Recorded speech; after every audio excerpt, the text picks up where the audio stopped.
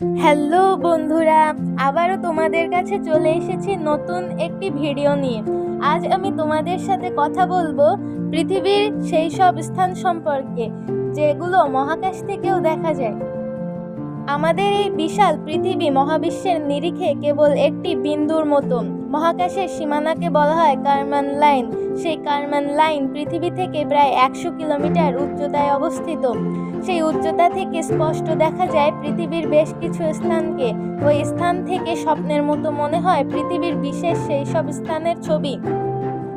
মহাকাশ থেকে দর্শনীয় পৃথিবীর সেই সব স্থানের মধ্যে রয়েছে সংযুক্ত আরব আমিরাতের দুবাইয়ের একটা বিশেষ এলাকা, রয়েছে আমেরিকার পশ্চিম অঞ্চল ও চীনের বিশেষ বিশেষ স্থান। এছাড়া কিছু হাইওয়ে রয়েছে পর্বতমালা, বাঁধ বা ড্যাম, দ্বীপ। তবে চীনের প্রাচীর দেখা যায় কি না তা নিয়ে বিতর্ক রয়েছে। নাসা জানিয়েছে পৃথিবীতে অন্তত 11টি এমন স্থান রয়েছে যা দেখা যায় মহাকাশ থেকে। মহাকাশ স্টেশন থেকে তোলা ছবিতেও ধরা পড়ে এই স্থানগুলো। সেই জায়গাগুলোর কয়েকটি সম্পর্কে জানবো আজ। মিশরের গ্রেট পিরামিড অব গিজা।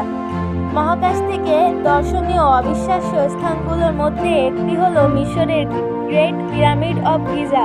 মিশরের এই পিরামিডগুলো প্রায় 4500 বছর আগে তৈরি করা হয়েছিল। 2001 সালে প্রথম নাসার বিজ্ঞানীরা এই পিরামিডগুলোর ছবি তুলেছিলেন। মোট 3টি পিরামিড দেখা যায়, তার মধ্যে ফারাও খুফুর গ্রেট পিরামিডটি সবচেয়ে চিত্তাকর্ষক।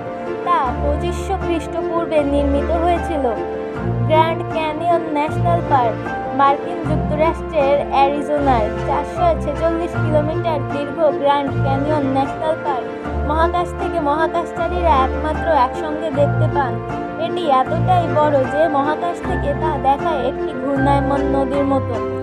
এটি বিশ্বের 7টি আশ্চর্যের একটি এবং এটি বিলিয়ন বছরের পুরনো। প্রতি বছর লাখ লাখ দর্শনার্থীদের আকর্ষণ করে এই grand canyon national park. Thames নদী, ইংল্যান্ড। টেমস দক্ষিণ ইংল্যান্ডের প্রধান নদী। এটি আমাদের বিশ্বে যেমন বিখ্যাত তেমনও নাকি এই নদী দেখতে পাওয়া যায় মহাবিশ্ব থেকে। অন্তত কিছু নভোচারী বিশ্বাস করেন যে তারা যখন মহাকাশ থেকে লন্ডনের দিকে তাকাচ্ছিলেন তখন তারা টেমস নদী দেখতে পেয়েছেন। ভারতের হিমালয় পর্বতমালা। মহাকাশ থেকে সম্পূর্ণ দেখা যায় ভারতের উত্তরাংশের সুবিস্তৃত হিমালয় পর্বতমালা। পৃথিবীর সর্বোচ্চ শৃঙ্গ এভারেস্ট সহ এই হিমালয় 110টি পর্বত দ্বারা গঠিত। তাই হিমালয় যে মহাকাশ থেকে দেখা যাবে তা স্বাভাবিকই। পৃথিবী বিখ্যাত এই পর্বতশ্রেণী ভারত, পাকিস্তান থেকে শুরু করে চীন, ভুটান ও নেপাল পর্যন্ত বিস্তৃত। হিমালয়ের তুষারময় চূড়াগুলো মহাকাশ থেকে অতীব সুন্দর দেখায়। অস্ট্রেলিয়ার গ্রেট ব্যারিয়ার রিফ। অস্ট্রেলিয়ার গ্রেট ব্যারিয়ার রিফও বিশ্বের সপ্তাশ্চর্যের মধ্যে একটি, আর এটিও নাকি মহাকাশ থেকেও দেখা সম্ভব। বিশাল এই প্রাচীরটি 2600 কিলোমিটার এলাকা জুড়ে 900টি দ্বীপ এবং 2500টি পাথর নিয়ে বিস্তৃত।